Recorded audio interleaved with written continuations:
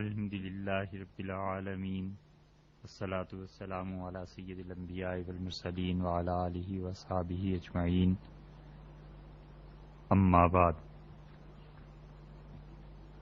حج کے مسائل کے سلسلے میں رمی جمرات کی بات ہو رہی تھی کہ مزدلفہ میں اب جو کام کرنے ہیں 10، 11، 12 اور 13 ذی الحج تک، یہ 4 دن ہیں حج کے اب باقی، اور اس موقع پر 2 باتوں کا خیال رکھنا ضروری ہے، اور آپ اگرچہ اس سے پہلے بیان میں بھی سن چکے ہوں گے، مگر 2 باتیں ایسی ہیں جس کو ہمیشہ ان دنوں میں ذہن میں رکھیے۔ ایک تو ہے یہ کہ قربانی کے دن الگ ہیں اور تشریق کے دن الگ ہیں۔ قربانی کے دن جو شروع ہوتی ہیں تاریخیں، وہ 10 ذی الحج ہے، 11 ہے اور 12 ہے، اور تشریق، گوشت سکانا، رمی جمرات کرنا، یہ دن الگ ہیں، اور 10 کی رمی وہ اصل میں تو عید کا دن ہے، بڑی عید کا دن ہے، اور تشریق کے ایام جو ہیں وہ 11، 12 اور 13 ذی الحج ہیں۔ آپ دونوں کو جمع کر لیں تو 10، 11، 12 اور 13 4 دن، اور اگر آپ قربانی کو صرف دیکھیں تو 10، 11، 12، اور اگر آپ صرف رمی کی تشریق کے یہ ان دنوں کو دیکھنا چاہتے ہیں تو 10 کی رمی اگرچہ ہے اس دن کو چھوڑ دیجئے، تو 11، 12 اور 13 یہ 3 دن ہیں جو ایام تشریق کہلاتے ہیں۔ ان دنوں میں فرق کرنا یہ ضروری ہے۔ تو 3 دن ہیں جن کو ایام تشریق کہیں گے، اور ان میں تینوں جمرات پر رمی کا کرنا یہ واجب ہے۔ 11 اور 12 کو تو واجب ہے ہی، 13 کو بعض شرائط کے ساتھ واجب ہے جو کہ آگے بیان ہو جائیں گی۔ اور دوسری چیز جس کو سمجھنا ضروری ہے، ابن خزیمہ رحمۃ اللہ علیہ نے اپنی صحیح میں حضرت عبداللہ ابن عباس رضی اللہ عنہما سے روایت نقل کی ہے کہ رسول اللہ صلی اللہ علیہ وسلم نے فرمایا، جب سیدنا ابراہیم علیہ السلام مناسک ادا کرنے کے لیے یہاں آئے تو شیطان نے انہیں اللہ کی اس عبادت سے روکنا چاہا، اور سب سے پہلے شیطان جمرۃ الاخری پر نظر آیا، اور حضرت ابراہیم علیہ السلام نے اس کو 7 کنکریاں ماریں، اور یہاں تک کہ وہ زمین میں دھس گیا۔ اور حدیث میں آیا ہے کہ پھر جہاں دوسرا جمرہ اب آپ کو نظر آتا ہے، اس جگہ پر نظر آیا، اور حضرت ابراہیم علیہ السلام نے پھر 7 کنکریاں اسے ماری، اور پھر وہ جمرہ اولا کی جگہ پر نظر آیا، اور پھر اس کو 7 کنکریاں ماری، یہاں تک کہ وہ زمین میں دھنس گیا۔ اور حضرت عباس رضی اللہ عنہ نے فرمایا، عبداللہ ابن عباس رضی اللہ عنہما نے، کہ تم شیطان کو مارتے ہو کنکریاں اور اپنے والد سیدنا ابراہیم علیہ السلام کے دین پر چلتے ہو۔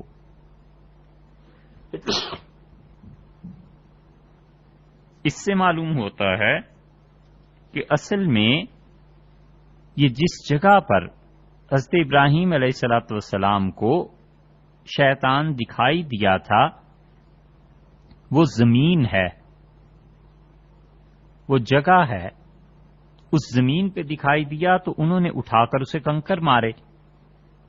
یہ جو ستون اس پہ کھڑے کر دیے گئے ہیں، یہ ستون اس لیے کھڑے کیے گئے ہیں تاکہ پتہ چلے کہ زمین کے اس ٹکڑے پر اس حصے میں وہ نظر آیا تھا، بس اس لیے یہ جو کنکر مارنے ہیں، یہ کنکر ان ستونوں کو نہیں مارنے ہیں، بلکہ اصل میں تو وہ مارنے ہیں آپ کو اس زمین پر جس جگہ شیطان نظر آیا تھا۔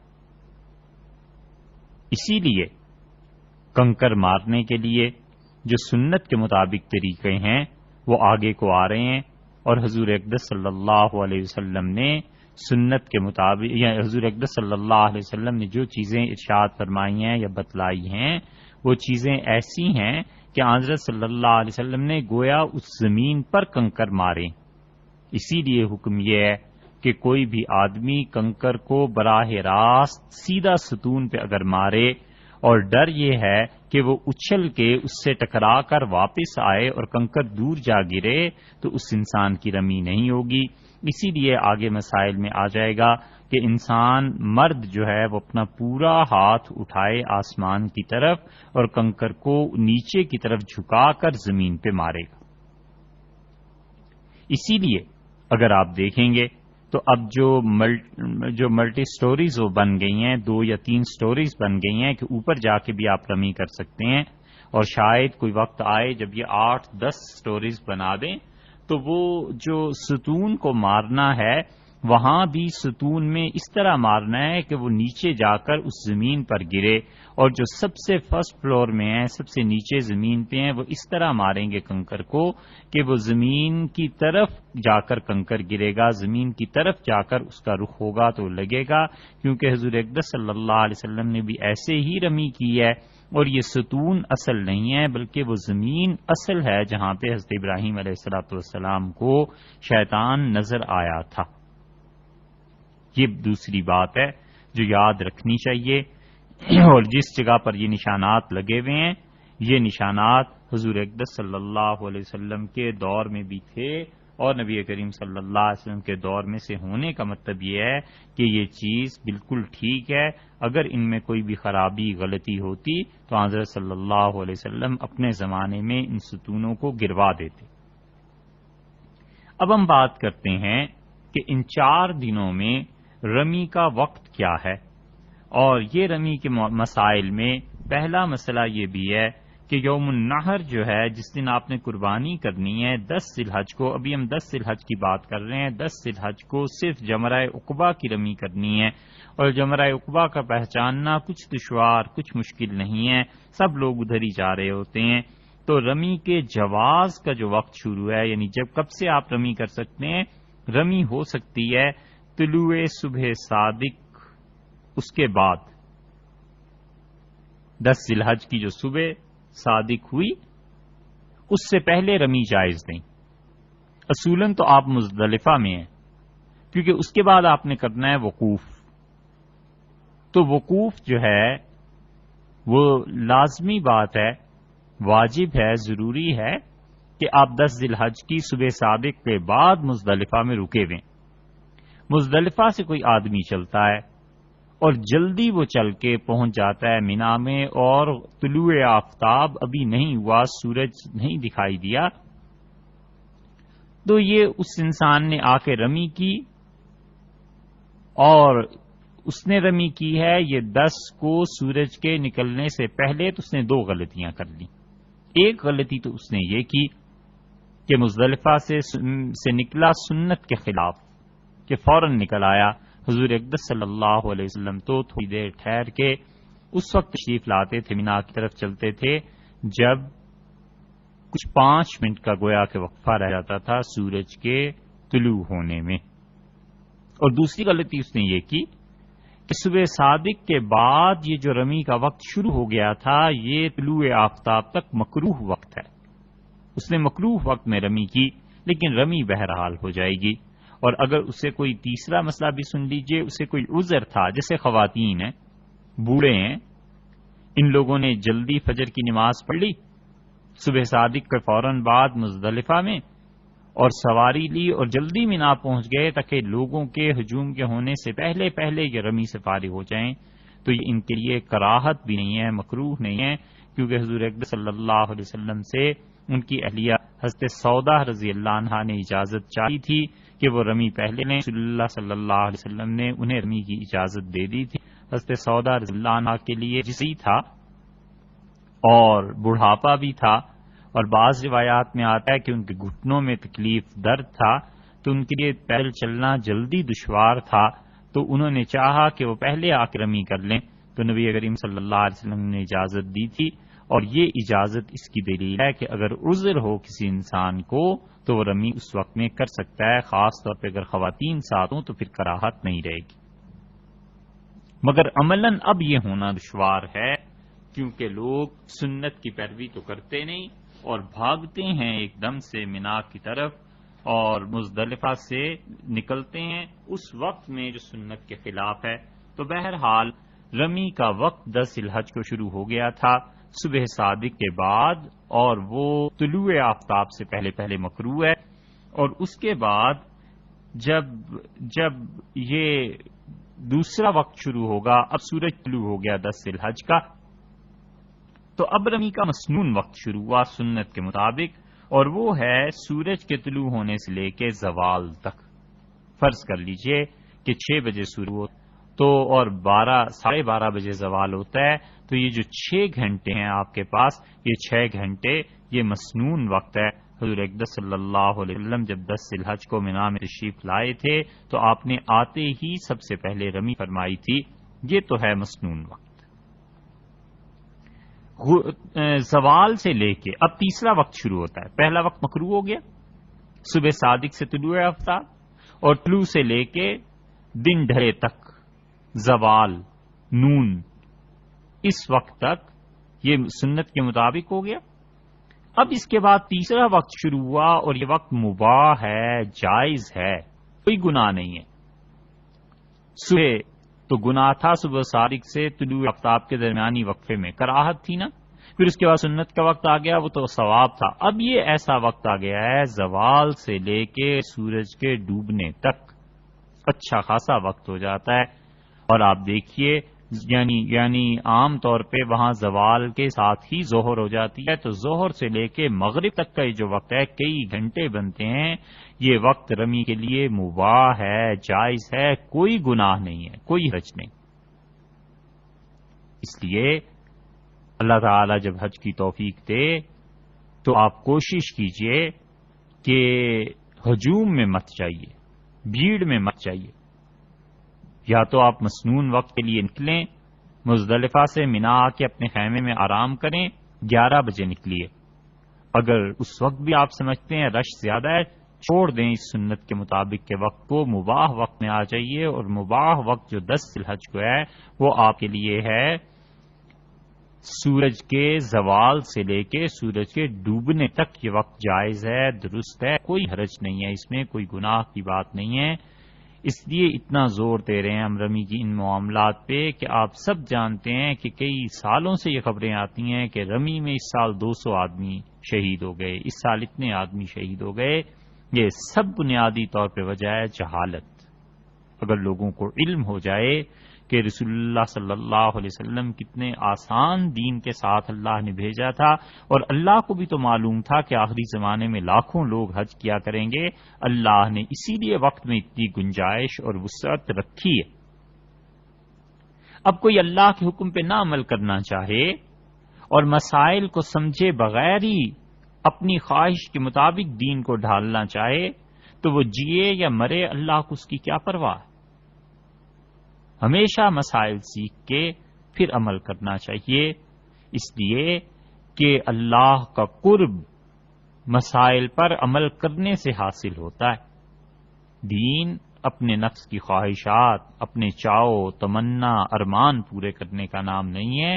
اس لیے 10 ذی الحج کو بڑے اطمینان سے آپ زوال کے بعد چلے جائیے،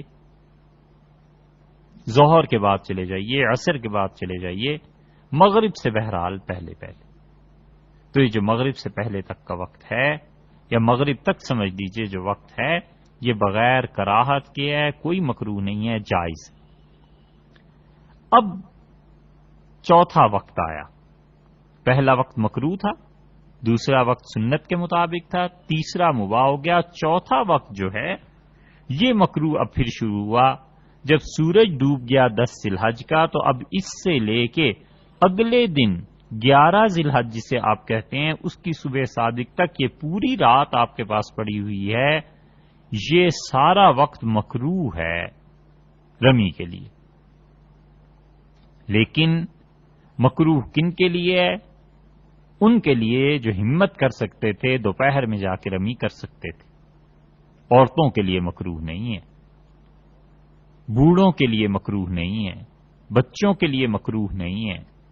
اور اگر مرد ایسے ہیں جن کے ساتھ عورتیں ہیں ان کے لیے بھی مکروہ نہیں ہے، اس لیے کہ وہ اس بات کے پابند ہیں کہ اپنے ساتھ جن خواتین کو لے کے گئے ہیں ان کو حج ٹھیک طرح سے کرائیں. مردوں کی بڑی ذمہ داریاں ہیں، اور مرد جن ذمہ داریوں کو نہیں پورا کرتا اللہ کے ہاں اس سے پوچھ ہوگی. کیوں شریعت نے شرط لگا دی تھی کہ عورت کے ساتھ محرم بھی ہونا چاہیے؟ اور حضور اقدس صلی اللہ علیہ وسلم سے عورتوں نے جب پوچھا کہ اللہ کے رسول یہ جہاد میں مرد جاتے ہیں اور سارا ثواب لیتے ہیں، ہم اس کے مقابلے میں کیا کریں؟ تو رسول اللہ صلی اللہ علیہ وسلم نے فرمایا عورتوں کا حج کرنا ہی ان کا جہاد ہے. حج کچھ آسان چیز تھوڑا ہی ہے، لاکھوں کا مجمع اور ہجوم ہوتا ہے. چاہیے کہ مسائل سیکھ کے جائیں. اس لیے مرد ہے، اس کے ساتھ والدہ ہیں، بیوی ہے، بہنیں ہیں، بیٹیاں ہیں، ایک ہے، کوئی بھی ہے، آرام سے آئے اپنے خیمے میں. اور اللہ کو بھی معلوم ہے کہ یہ اس عورت کو رمی کے لیے نہیں لے جا سکتا، والدہ کو، بہن کو، ہمشیرہ کو، کسی کو بھی. تو اب تیسرا یہ جو وقت، چوتھا وقت شروع ہوا تھا مغرب کے بعد سے لے کے صبح صادق 11 ذی الحج کی، یہ پوری رات ان کے پاس پڑی ہے. بس رات کو کسی وقت جا کے رمی کر لی جائے، یہ درست ہے، کوئی مکروہ بھی نہیں ہے، اس لیے کہ مرد ان خواتین کی وجہ سے پابند ہے. اور عام طور پر آپ دیکھیں رات کو جا کے ہوتا تو خیر سوال ہی پیدا نہیں ہوتا، لوگ تو ہوتے ہی نہیں ہیں. یہ عرب جو ہیں اپنی خواتین کو رات کے وقت لاتے ہیں رمی کرنے کے لیے عام طور پہ. وجہ اس کی یہی ہے کہ دن کو وہ بھگدڑ مچی ہوئی ہوتی ہے کہ جیسے لوگوں نے آج اس شیطان کو مار کے ذبح کر کے ہی دم لینا، ایسے بھاگ رہے ہوتے ہیں. اور رسول اللہ صلی اللہ علیہ وسلم نے اسی لیے حج میں بار بار فرمایا تھا، جو کل حدیث نسائی کی آپ سے عرض کی تھی یا اس سے پچھلی نشست میں عرض کی تھی کہ حضرت صلی اللہ علیہ وسلم نے فرمایا تھا علیکم بالسکینہ، بڑے سکون، وقار، اطمینان کے ساتھ حج ادا کرو. تو رمی کے لیے یہ جو چوتھا وقت ہے نہ بوڑھوں کے لیے مکروہ ہے، نہ خواتین کے لیے، نہ اس مرد کے لیے جو خواتین کے ساتھ ہوں، نہ ان مردوں کے لیے مکروہ، نہ بچوں کے لیے مکروہ ہے. مکروہ تو ان کے لیے ہے جو دن کو رمی کر سکتے تھے، محض سستی اور کاہلی کی وجہ سے نہیں گئے، ان کے لیے مکروہ ہے، لیکن بہرحال رمی ہو جائے گی. تو یہ چوتھا وقت ہو گیا 10 ذی الحج کا. تو مغرب سے شروع ہو کر 10 ذی الحج کی شام پوری رات اور 11 کو صبح صادق ہونے تک. اور کسی عذر کی وجہ سے جیسے خواتین ساتھ ہیں، بڑھاپا ہے، اس وقت میں رمی کری تو مکروہ نہیں ہوا نا. اور فرض کر لیجئے کہ اس کی رمی رہ گئی اور 11 ذی الحج کی صبح صادق ہو گئی، اب اگلا دن چڑھ آیا تو یہ 5واں وقت ہو گیا. اب کوئی صورت نہیں ہے، اب اس پہ دم واجب ہے، اور ان رمی کے ایام میں کسی دن اس کو قضا کرنا لازمی ہوگا. ایک دوسرا مسئلہ بھی ہے، مسائل تو کئی ایک ہیں، دوسرا تو ایسے ہی ہے، کئی مسائل اور بھی بیان ہو گئے. یہ جو قربانی کے دوسرے اور تیسرے دن ہے، یعنی اب ہم آ گئے 11 اور 12 ذی الحج کی رمی کو. 10 کو آپ چھوڑ دیجئے فی الحال، 10 کی آپ نے رمی کر لی. رمی کے بعد اب مختصر سی بات یہ ہے کہ آپ کو نہر قربانی کا سوچنا ہے، قربانی کرنی ہے. اور قربانی کرنے کے بعد آپ نے سر کے بال اتروانے ہیں. یہ تفصیلی احکامات تو آگے چل کے آتے ہیں انشاءاللہ، مگر آپ نے کرنا یہ ہے کہ اب آپ رمی سے جب بھی فارغ ہو گئے 11 ذی الحج کی صبح صادق سے پہلے پہلے، تو اب آپ جانور کی تلاش میں جائیے، جانور آپ ذبح کیجئے. اور جانور کے ذبح کرنے کے بعد اب آپ نے سر کے بال مڑانے ہیں اور اس کے بعد احرام کو کھول دینا ہے. یہ باتیں آگے بھی آ جائیں گی انشاءاللہ. یہ جو ایام تشریق میں پہلا دن ہے کون سا؟ 11 ذی الحج. اور قربانی کا وہ دوسرا دن ہو گیا نا. یہ قربانی کا دوسرا اور تیسرا دن جو بن رہا ہے، یعنی 11 اور 12 ذی الحج کو اب تینوں جمرات پر رمی کرنی ہے، اور تینوں جمرات کی رمی ان کا جائز وقت، درست وقت شروع ہوتا ہے زوال آفتاب سے۔ جو ہی زوال شروع ہوا یہ وقت شروع ہو جائے گا۔ زوال ہو گیا سورج کا، بس یہ وقت شروع ہو گیا۔ زوال ہونے کے بعد شروع ہوگا۔ جو ہی زوال ہوا فوری طور پر یہ وقت شروع ہو گیا، اور جمہور حنفی فقہا نے اسی پہ فتویٰ دیا ہے۔ شروع میں، فتاوی میں، شامی میں، بدائع میں، عالمگیری میں، ہر جگہ آپ کو یہی بات ملے گی، اور وہ کہتے ہیں کہ 11 اور 12 ذی الحج دونوں کی رمی زوال کے بعد ہوگی۔ 10 کی رمی سنت کے مطابق اگر کرنی ہے تو زوال سے پہلے، اور 11 اور 12 کی رمی جو ہے یہ زوال کے بعد ہوگی۔ اور ان دونوں دنوں میں رمی کا مسنون وقت حضور اقدس صلی اللہ علیہ وسلم سے جو ثابت ہے وہ زوال سے لے کے غروب آفتاب تک ہے، 11 کو بھی 12 کو بھی۔ 11 کو رمی کیجئے زوال سے، سورج کے ڈوبنے سے پہلے، زوال سے لے کے سورج کے ڈوبنے سے پہلے، اور مغرب کے بعد اب فجر کے طلوع ہونے سے پہلے، صبح صادق سے پہلے تک کا وقت مکروہ ہے۔ کس کے لیے؟ اس کے لیے جس نے سستی کی ہے، معذور نہیں تھا، اور اگر کوئی معذور تھا، بوڑھا تھا، عورتیں تھیں، کوئی ایسا مسئلہ تھا یا خواتین کے ساتھ کوئی مرد تھا تو اس کے لیے مکروہ بھی نہیں ہے۔ تو مغرب سے طلوع فجر سے پہلے تک، صبح صادق سے پہلے تک کا وقت جو تھا وہ مکروہ تھا، اور اگر عذر تھا مکروہ بھی نہیں رہا۔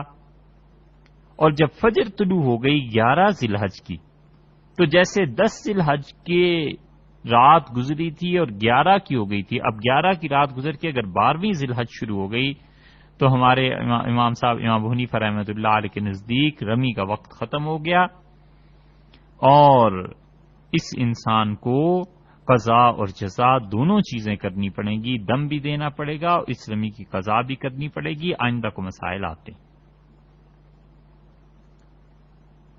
اور چوتھا دن اب آ گیا، یعنی 13 ذی الحج،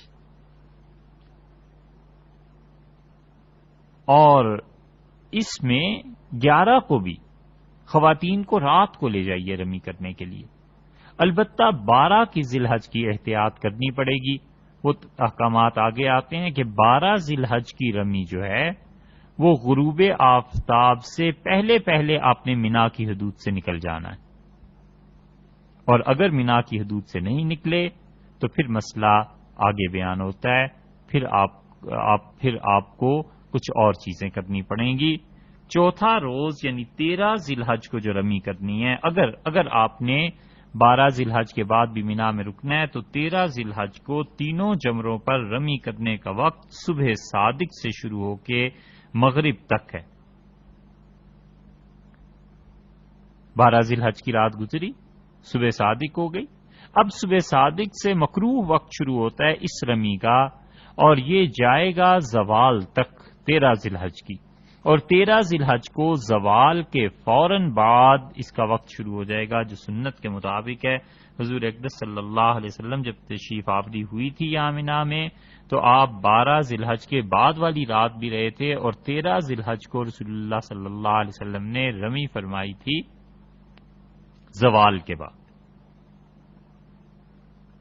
تو جو چوتھا دن ہے یہ ایام تشریق کا تیسرا دن، اور قربانی کے 3 دن پورے ہونے کے بعد 10، 11، 12 کے بعد اب یہ چوتھا دن آ گیا نا، اور ایام تشریق کا تیسرا دن بنا۔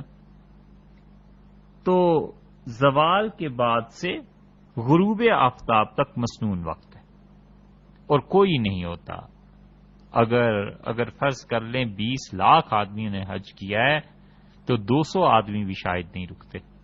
13 ذی الحج کی رمی تو لوگوں نے ایسے چھوڑ دی ہے جیسے اس کا کوئی تعلق ہی نہیں رہا ہے، بھاگتے ہیں جلدی مینا سے۔ یہ بھی درست بات ہے کہ مینا میں اتنا ٹھہرنے کی جگہ بھی نہیں ہوتی، مگر کچھ کوشش اور ہمت کرنی چاہیے کہ 12 ذی الحج کے بعد 13 ذی الحج کی رمی بھی کی جائے، اور 13 ذی الحج کی رمی وہ اس کا وقت ابھی آپ سے عرض کیا ہے۔ قربانی کے رمی کی جگہ، یہ تو اوقات کی بحث تھی جو پھر بھی تھوڑی سی آئے گی آگے چل کے۔ رمی کرنے کی جگہ کون سی ہے؟ تو دیکھیے 10 ذی الحج کو جو قربانی کا پہلا دن ہے، رمی کرنے کی جگہ صرف جمرہ عقبہ ہے، اور رمی کے باقی جو 3 دن ہیں 11 اور 12 تو ضروری ہے، اگر آپ 13 کی بھی رمی کریں گے تو 3 دن میں رمی کی جگہ تینوں جمرات پہ ہوگی، جمرہ اولا پر بھی، وسطی پر بھی اور عقبہ پر بھی۔ اور ان تمام رمی جمرات میں جو جگہ ہے کنکری کے گرنے کی جگہ کا اعتبار ہوگا۔ یہ مسئلہ یاد رکھیے گا کہ دیکھنا ہے کنکر کہاں جا کر گرتا ہے، اس کا اعتبار ہے، مارنے والے کی جگہ کا اعتبار نہیں، کیونکہ کنکری جو پھینک رہا ہے اگر اس میں طاقت ہمت ہے تو وہ کافی دور کھڑے ہو کے زور سے کنکری مارتا ہے، اور وہ جمرہ کے بالکل نزدیک جا کر گرتی ہے تو جائز ہے، اور اگر جمرہ کے نزدیک نہیں گری تو وہ جائز نہیں ہے، کیونکہ جو جگہ اس ستون اس جمرہ کے قریب ہے اس کو اسی کے حکم میں رکھیں گے۔ اور یہ سمجھ لیجئے کہ اگر وہ کنکر قریب جا کر گرا ہے تو بس ٹھیک ہے، اور اگر دور گرا ہے تو اس کی بجائے پھر ایک اور کنکر مارنا پڑے گا۔ کھڑے ہونے والے کی جگہ کا اعتبار نہیں، اعتبار اس ستون کا بلکہ اس کے نیچے جو زمین ہے اس کا ہے۔ اور ائمہ کرام رحمہم اللہ نے مسجد خیف جو منا میں ہے یہاں سے جمرات کا فاصلہ بھی تحریر کیا ہے۔ قرافی رحمت اللہ علیہ نے اس کی تفصیل دی ہے، اور زرقانی نے موطا امام مالک رحمت اللہ علیہ کی جو شرح لکھی ہے اس میں انہوں نے بھی اس کی تفصیل دی ہے۔ رمی کی شرائط جو ہیں ان میں سے ایک شرط یہ ہے کہ کنکر کو پھینکا جائے، جمرے کی جگہ پر رکھا نہ جائے۔ کوئی آدمی آگے چلا گیا فرض کیجئے اور پتھر پیچھے سے پڑ رہے ہیں، اب وہ ایک دم سے ان سارے پتھروں کو ان سارے کنکروں کو پھینک کے آ جاتا ہے تو یہ جائز نہیں ہے، کیونکہ اس نے جمرہ کی جگہ پر گویا انہیں رکھ دیا۔ اس کو رمی نہیں کہیں گے، کیونکہ رمی جو ہے اس کا مطلب ہے پھینکنا۔ اب کوئی آدمی ایک دم سے مٹھی میں بھر کے انہیں نچھاور کر دیتا ہے، یہ بھی درست نہیں ہے۔ اور رمی میں 3 ہاتھ فقہا نے لکھے ہیں، اب یہ سمجھ لیجئے کہ تقریباً 5 فٹ، اور اس سے زیادہ دور اگر کنکر گرے گا تو وہ شمار نہیں کیا جائے گا۔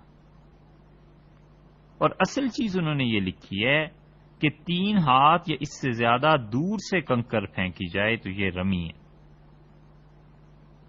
اور وہ کہتے ہیں 5 فٹ بھی فاصلہ نہ رہے تو یہ ترا ہے، ڈال دینا ہے کنکر کا، مارنا نہیں ہے۔ اور اپنے ہاتھ سے رمی کا کرنا یہ سنت کے مطابق ہے۔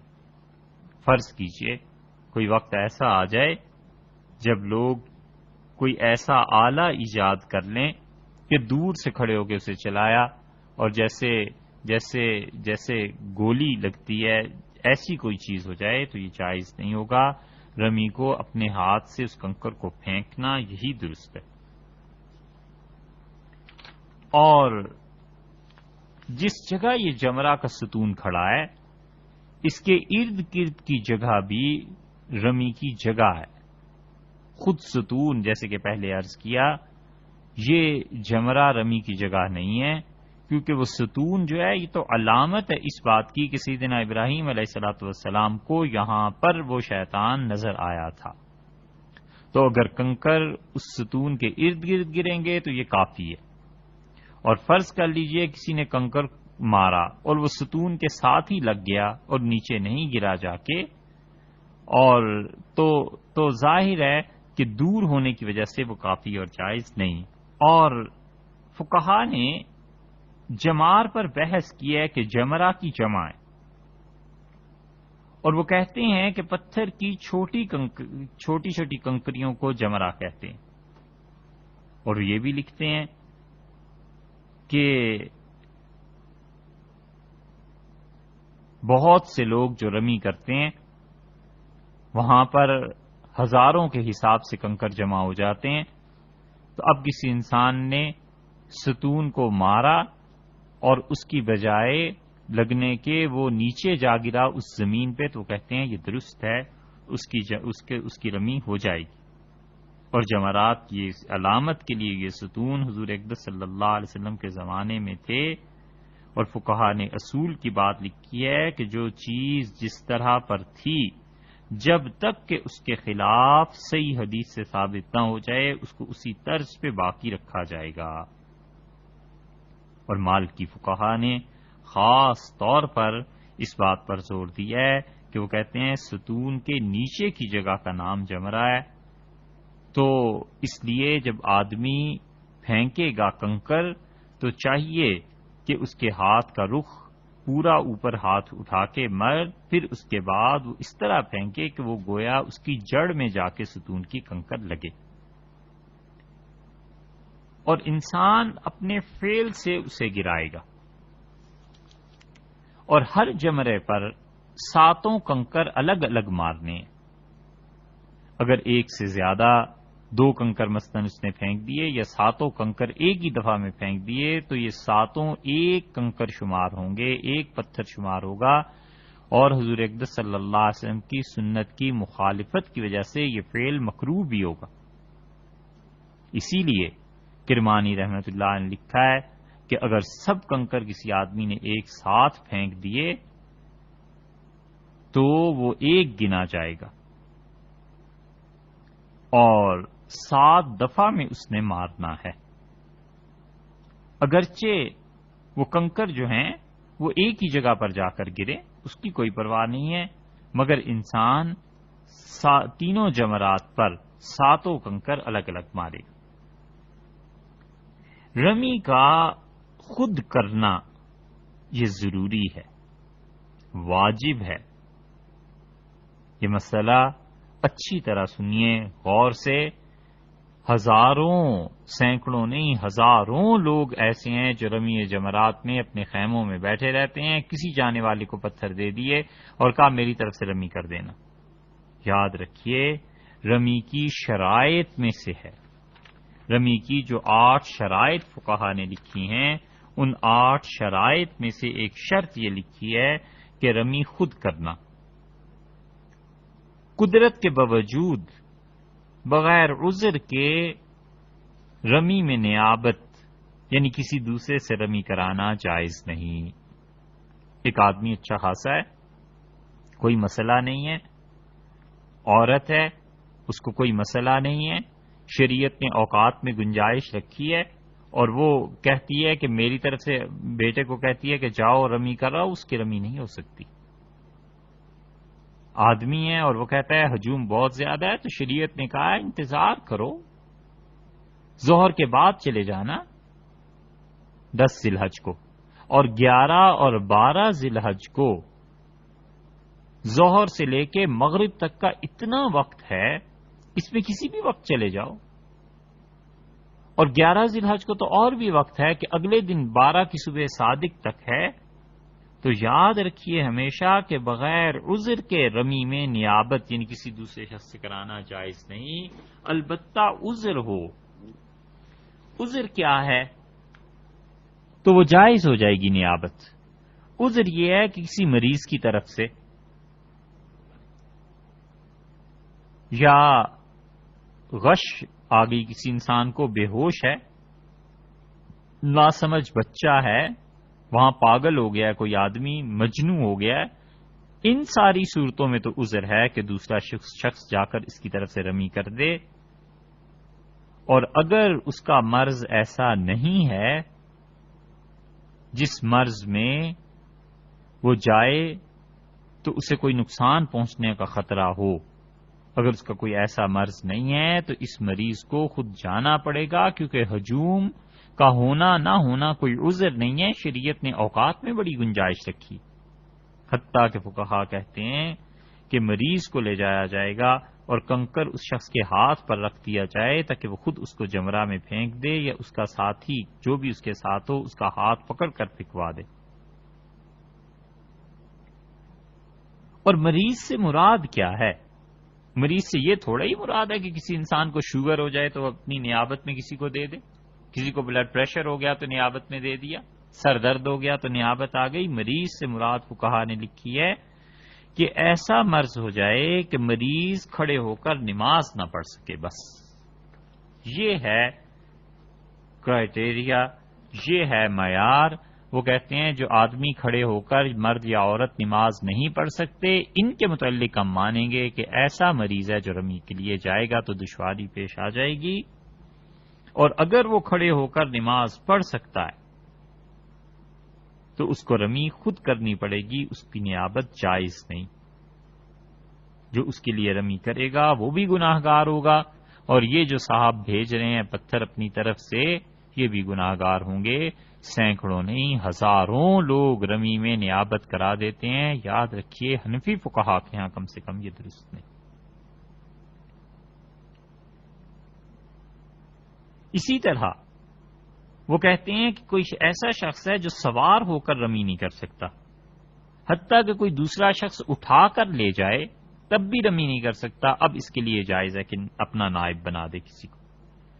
اور جو شخص کھڑے ہو کر نماز پڑھ سکتا ہے یا سواری پر جا سکتا ہے، ویل چیئر پہ جا سکتا ہے، لوگ اسے چارپائی پہ اٹھا کے لے جا سکتے ہیں، یا کسی دوسرے آدمی کو اتنی طاقت ہے، قدرت ہے کہ اس کو اٹھا کر لے جائے اور بغیر مرض میں اضافے کے رمی کرنے پر یہ قدرت رکھتا ہے، تو ایسے شخص کی طرف سے رمی کے لیے نیابت جائز نہیں ہوگی۔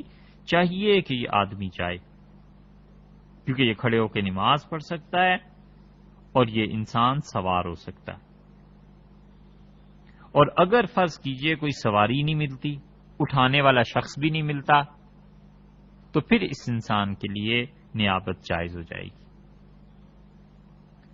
تو خلاصہ یہ ہوا کہ جو شخص کھڑے ہو کر نماز نہ پڑھ سکتا ہو، ایک، جمرات تک پہنچنے میں شدید تکلیف ہو، مرض میں اضافہ ہو جائے گا، دو، اور سواری ملتی نہیں ہے تو ایسا شخص معذور سمجھا جائے گا، اس کی طرف سے دوسرا شخص رمی کر سکتا ہے۔ اور اگر یہ مذکورہ عذرات نہیں ہیں، یہ تینوں عذر نہیں ہیں، تو خود رمی کرنا ضروری ہے، اس کے لیے نیابت جائز نہیں ہوگی۔ رمی کے احکامات جو ہیں مرد اور عورت دونوں کے لیے،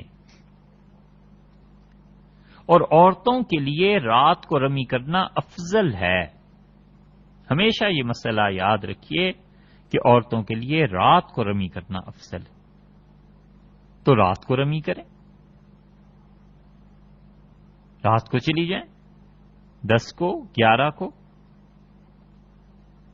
اسی لیے بیان کیا ہے کہ فقہا نے عورت اور بیمار اور ضعیف آدمی کے لیے ہجوم کا خوف بھی عذر قرار دیا ہے۔ تو قربانی کے دن 10 ذی الحج کو سورج کے طلوع ہونے سے پہلے رمی کر لینا، جیسے کہ حضرت سودا رضی اللہ عنہا کا معاملہ ہوا تھا، ابھی عرض کیا تھا، یا پہلے 3 دن رمی کو رات تک کے لیے مؤخر کرنا، یعنی رات میں رمی کرنا 10، 11 اور 12 کو، اور چوتھے دن 13 ذی الحج کو زوال سے پہلے رمی کر لینا۔ یہ عورتوں کے لیے جائز، بیمار کے لیے جائز، ایسا بیمار جو کھڑے ہو کے نماز نہیں پڑھ سکتا اور ضعیف آدمی جو کھڑے ہو کے نماز نہیں پڑھ سکتا، ان کے لیے جائز۔ اس مسئلے کو پھر عرض کر دیتے ہیں کہ فقہا نے عورتوں کے لیے، بیماروں کے لیے، ضعیف لوگوں کے لیے یہ لکھا ہے کہ ہجوم کا خوف جو ہے یہ عذر ہے۔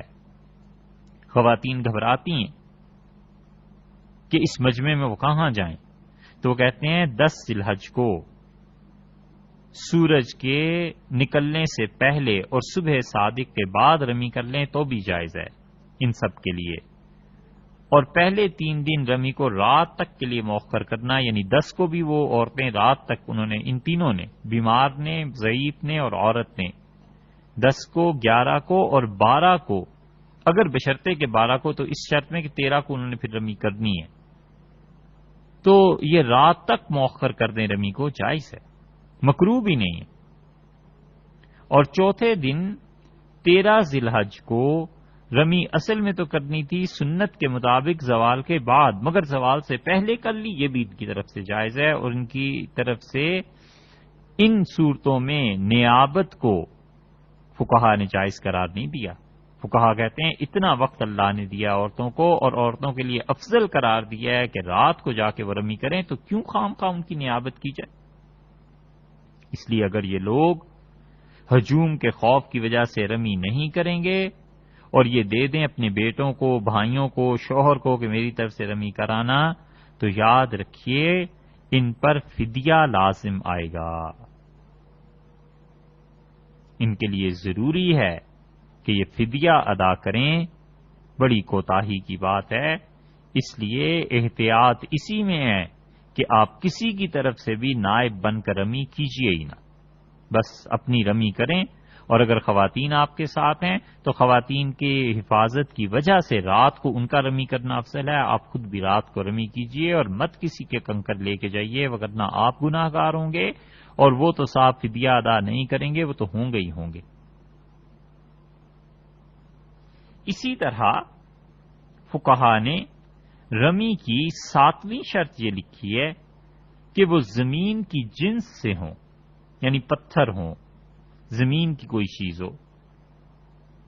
جن جن چیزوں سے آسان بات یہ ہے کہ تیمم جائز ہے، اس چیز کی کنکر سے رمی بھی جائز ہے. پتھر ہے، مٹی کا ڈھیلا ہے، پکی اور کچی اینٹیں ہیں، گارے کی گولیاں بعض لوگ بنا لیتے ہیں، مٹی ہے، نمک ہے، سرما ہے، اسی طرح یہ ریت ہے، تو ریت یا مٹی کی مٹھی ایک کنکر کے قائم مقام سمجھی گئی ہے. تو فقہا نے اس لیے لکھا ہے کہ وہ زمین کی جنس میں سے چیزیں ہونی چاہیے اور ایسی چیز ہونی چاہیے جس میں حقارت اور ذلت پائی جائے. مثلا کل کو کوئی آدمی فرض کر لیجئے قیمتی پتھر سے جا کے رمی کرے، مرجان سے، یاقوت سے، ہیرے سے، تو یہ جائز نہیں ہو سکتی. اس کی وجہ یہ ہے کہ یہ چیزیں بظاہر تو زمین کی جنس سے فرض کر لیجئے مان بھی لی جائیں تو ان میں ذلت نہیں ہے، تو رمی کا لحاظ کیا جائے گا کہ اس میں زمین کی جنس سے جو چیزیں ہیں وہ استعمال کی جائیں گی.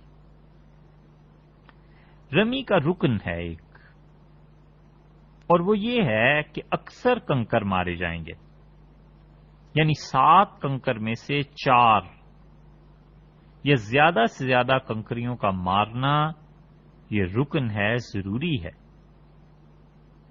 اور کسی نے 7 پوری کنکریاں نہیں ماری بلکہ کم ماری ہیں، تو اگر 4 یا 4 سے زیادہ کنکریاں مار دیں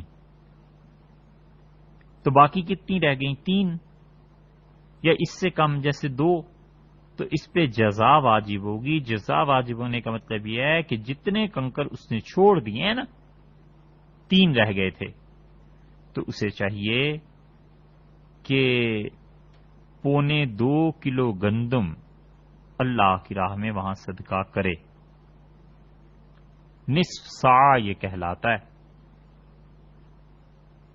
1.775 گرام، 750 گرام ہوں گے، تو یہ ہو جائے گا 2.25 کلو.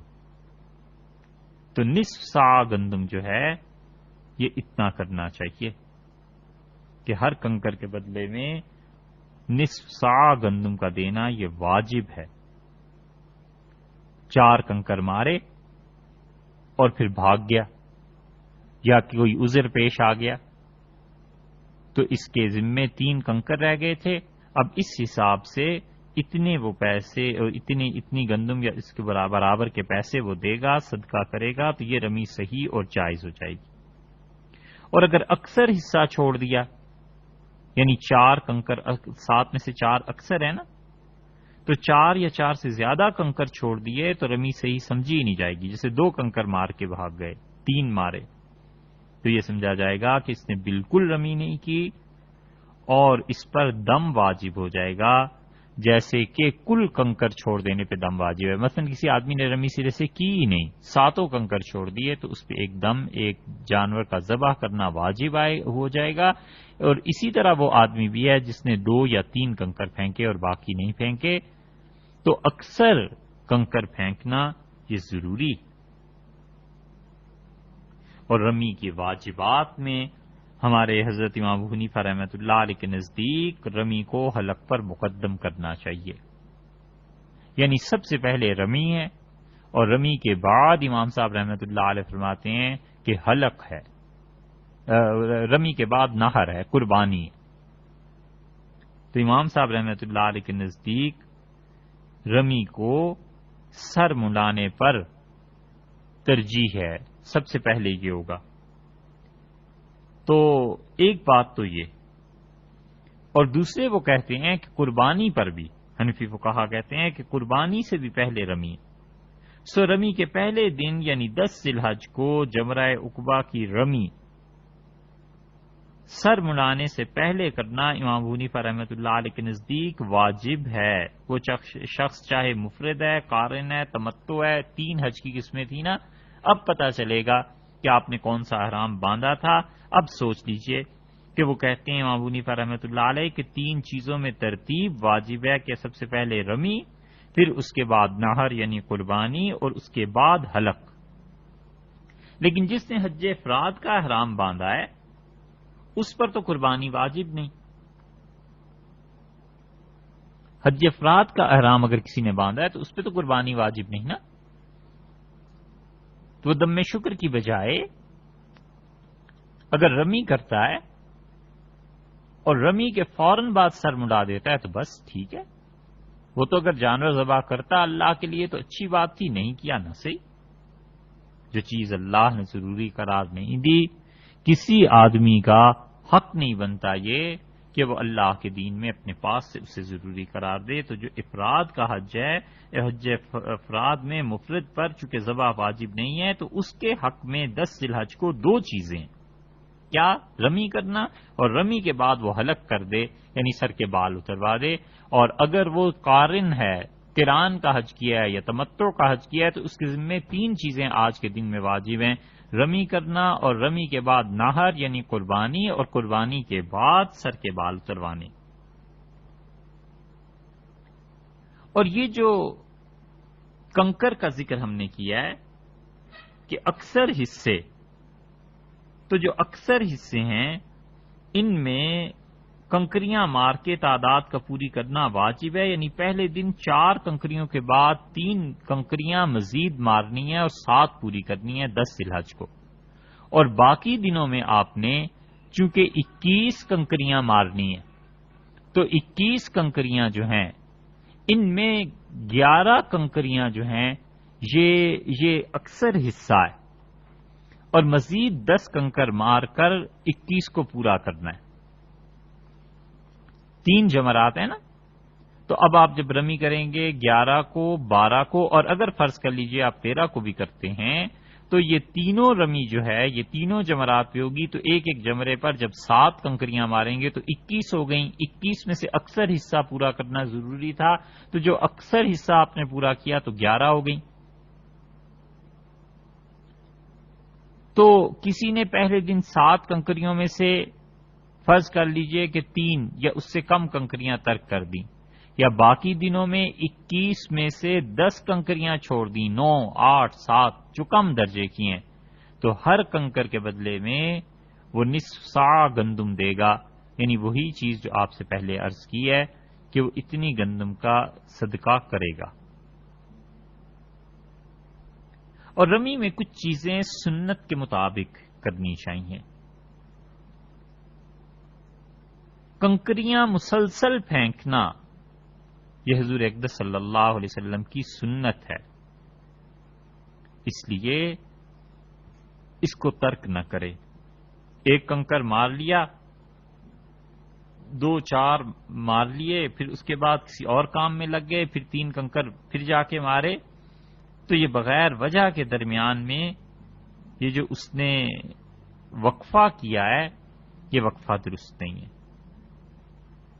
سنت کے مطابق آدمی کو چاہیے کہ 7 کنکر ایک ایک کر کے مارے، اور جو دوسرے دن ہے، تیسرا دن ہے، یعنی 11 ذی الحج اور 12 ذی الحج، تو چاہیے کہ فرض کر لیجئے کسی کی نیابت کی کنکریاں بھی اس کے پاس ہیں، ان شرائط کے ساتھ جو پہلے گزر چکی ہیں، تو 10 ذی الحج کو وہ پہلے اپنے کنکر مارے گا، پھر دوسرے شخص کی طرف سے، اسی طرح ہمیشہ پہلے اپنے کنکر اور پھر دوسرے کی طرف سے۔ اور سنت میں سے یہ ہے کہ ان 3 دنوں میں تینوں جمرات کے درمیان ترتیب رکھے۔ اکثر فقہا کے نزدیک سنت یہی ہے۔ فرض کر لیجئے کسی نے ترتیب رکھی نہیں، پہلے درمیان کے جمرے پہ چلا گیا، پھر کسی اور پہ، پھر کسی اور پہ، تو اس انسان کے لیے یہ ہو جائے گی رمی جمرات۔ ہم کہیں گے ہو گئی، تمہارے ذمے کچھ نہیں ہے، لیکن سنت کے خلاف یہ چیز ہو جائے گی۔ حضور اقدس صلی اللہ علیہ وسلم نے ترتیب سے تینوں جمرات پر رمی فرمائی تھی، اور یہی کرنا چاہیے۔ بدائع الصنائع میں اور کاسانی نے، کرمانی نے، اور یہ محیط میں سرخسی رحمۃ اللہ علیہ وغیرہ سب نے اس کی تصریح کی ہے، اور حافظ یہ جو ہیں حافظ ابن حمام رحمۃ اللہ علیہ، انہوں نے لکھا ہے یہ صاف کہ جمرات میں ترتیب کو قائم کرنا یہ سنت ہے، ہمارے نزدیک واجب نہیں ہے۔ ائمہ کا یہی قول، امام ابو حنیفہ، امام محمد، امام ابو یوسف رحمۃ اللہ علیہ، وہ تینوں یہی کہتے ہیں کہ یہ ضروری چیز ہے، یہ سنت کے مطابق ہے کہ تینوں جمرات میں ترتیب رکھی جائے، ضروری بمعنی فرض واجب کے نہیں ہے۔ سو کوئی شخص رمی کے دن 10 ذی الحج کو جمرہ عقبہ کی رمی کرے، اور باقی تینوں دن جو ہیں 10، 11 اور 11، 12 اور اگر فرض کیجئے 13 کو بھی رمی کرنی ہے، تو پہلے جمرہ اولا کی رمی ہوگی، پھر وسطیٰ کی، اور پھر عقبہ کی۔ اور اگر کسی نے جمرہ عقبہ سے رمی شروع کر دی، پھر جمرہ وسطیٰ پہ پہنچ گیا، پھر اس نے اولا کی طرف آ گیا، تو اب کیا ہوگا؟ رمی تو ہو جائے گی، اس نے ترتیب کو بالکل برعکس کر دیا نا۔ تو فقہا کہتے ہیں کہ اگر اس کو اسی روز یاد آ گیا تو اس کے لیے جمرہ وسطیٰ اور عقبہ کی رمی کا اعادہ کرنا سنت موقدہ ہے۔ یاد آ گیا کہ میں نے غلطی کی، ترتیب کیا تھی؟ حضور اقدس صلی اللہ علیہ وسلم نے جیسے رمی کی تھی، وہ تو رمی کی ترتیب یہ تھی کہ اولا، پھر وسطیٰ اور پھر عقبہ، پہلا، دوسرا اور تیسرا۔ اس نے کیا کیا؟ تیسرے پہ آیا، پھر دوسرے شیطان کو پتھر مارے، پھر پہلے کی طرف آ گیا۔ تو اب دوسرا اور تیسرا جو ہے اس کی رمی دوبارہ وہ کرے، سنت موقدہ ہے، بشرطے کہ اسے اسی دن یاد آ جائے۔ اگر اس دن یاد نہیں آیا تو پھر سنت بھی ختم ہو گئی، اور بہرحال رمی اس کی ہو جائے گی۔ یہ نہیں کہا جا سکتا کہ اس انسان کی رمی نہیں ہوگی، کیونکہ ہمارے نزدیک یہ سنت ہے، فرض اور واجب نہیں۔ اور رمی کرنے کے لیے جمرہ کے پاس کھڑا ہوتے وقت کسی خاص سمت میں کھڑا ہونا شرط نہیں۔ سو چاروں سمتوں میں سے کسی سمت میں بھی کھڑا ہو جائے یہ جائز ہے، رمی صحیح ہو جائے گی، مگر نبی کریم صلی اللہ علیہ وسلم نے یہ بتایا ہے عمل کر کے کہ جمرہ اولا کے پاس اس طرح کھڑا ہو کہ جمرہ کے ستون کا اکثر حصہ اس کی دائیں طرف رہے، رائٹ ہینڈ جو ہے اس طرف کو رہے، اور تھوڑا سا حصہ بائیں طرف رہے، اور دوسرا جمرہ یعنی وسطیٰ میں بھی یہی ہو، یعنی جمرہ وسطیٰ کے پاس بھی جمرہ اولا ہی کی طرح کھڑے ہو۔ لیکن بعض فقہا کہتے ہیں کہ یہاں بائیں طرف اور زیادہ میلان ہو، ان دونوں کے پاس قبلے کی طرف منہ کر کے کھڑا ہو، یعنی اس طرح کھڑا ہو کہ جمرہ اس کے سامنے اور قبلے کے درمیان میں ہو، اور بائیں طرف ہٹ کر کھڑا ہونے میں مصلحت یہ ہے کہ جمرے کے بالکل سامنے نہیں آئے گا، کیونکہ رسول اللہ صلی اللہ علیہ وسلم کوئی ایسا فعل پسند نہیں فرماتے تھے جس میں شرک کا شائبہ تک ہو، بالکل سامنے ستون کے نہ کھڑا ہو بلکہ ایک طرف کو۔ اسی لیے حدیث میں آتا ہے کہ نبی کریم صلی اللہ علیہ وسلم نے یہ جو سترا ہوتا تھا نا، جو آپ کے لیے نیزہ نصب کیا جاتا تھا کہ آپ کے سامنے سے کوئی گزرے بھی تو وہ آدمی گناہگار نہ ہو اور لوگوں کے راستے بند نہ ہوں، تو رسول اللہ صلی اللہ علیہ وسلم بالکل سامنے سترے کا رکھنا یہ ناپسند فرماتے تھے کہ اسے ایک طرف کو ہونا چاہیے تاکہ کسی کو شبہ بھی نہ گزرے کہ کسی اور چیز کی عبادت ہو رہی ہے۔ تو شائبہ تک شرک کا نہیں آنے دینا چاہیے۔ اللہ کی توحید وہ اس دین کا ستون اور اس دین کی اصل ہے۔ اور جمرہ عقبہ کے پاس اس طرح کھڑا ہونا چاہیے کہ مینا دائیں طرف کو ہو جائے اور کعبہ بائیں طرف کو ہو جائے، اور روزانہ کی رمی میں تینوں جمروں کے پاس اسی ترتیب کے مطابق کھڑا ہونا سنت ہے، بعض کے نزدیک یہ مستحب۔ کھڑے ہو کے کنکر مارنا یہ افضل ہے، لیکن اگر فرض کیجیے کسی آدمی زمین پہ بیٹھ گیا ہے اب کنکر مارے تو یہ جائز ہے، سواری پہ، ویل چیئر پہ یہ بھی جائز ہے۔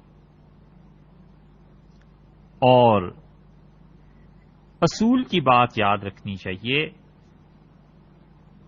کہ جس رمی کے بعد دعا مانگنی ہے وہ رمی پیدل کرنا افضل ہے،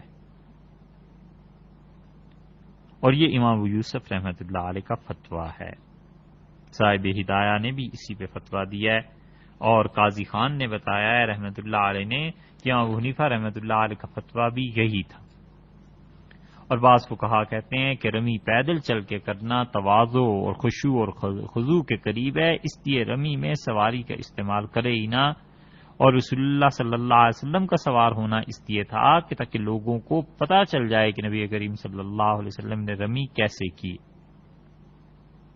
بہت تفصیل اس میں فقہا نے لکھی ہے کہ رمی میں نبی کریم صلی اللہ علیہ وسلم نے کیا کیا کام کیے، کیا کیا باتیں ارشاد فرمائیں۔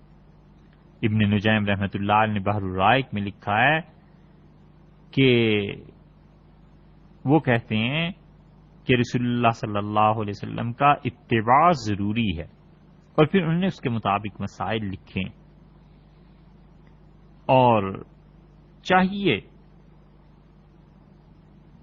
کہ دائیں ہاتھ سے رمی کرے، اور سنت یہ ہے کہ ہر کنکر کے پھینکتے وقت تکبیر کہے، یعنی بسم اللہ اللہ اکبر، اور اگر کوئی آدمی سبحان اللہ کہہ لے، لا الہ الا اللہ کہہ لے تو یہ ٹھیک ہے، اور بالکل ہی ذکر نہ کرے، اللہ کو یاد ہی نہ کرے، یہ فقہا نے مکروہ لکھا ہے۔ اور جمرہ اولا اور وسطیٰ کی رمی کے بعد، اولا اور وسطیٰ کی رمی کے بعد دعا، تحمید، تکبیر، لا الہ الا اللہ، قبلے کی طرف منہ کر کے کھڑا ہونا ہر روز کی رمی کے لیے سنت ہے۔ 10 ذی الحج نکل گئی، اس دن تو آپ نے رمی کرنی نہیں، 11، 12 اور اگر 13 کو آپ بھی رمی کرنی ہے تو ان تینوں دنوں میں سنت یہی ہے۔ اس کے متعلق انشاءاللہ آئندہ نشست میں کچھ اور تفصیل عرض کریں گے۔ السلام علیکم ورحمۃ اللہ وبرکاتہ۔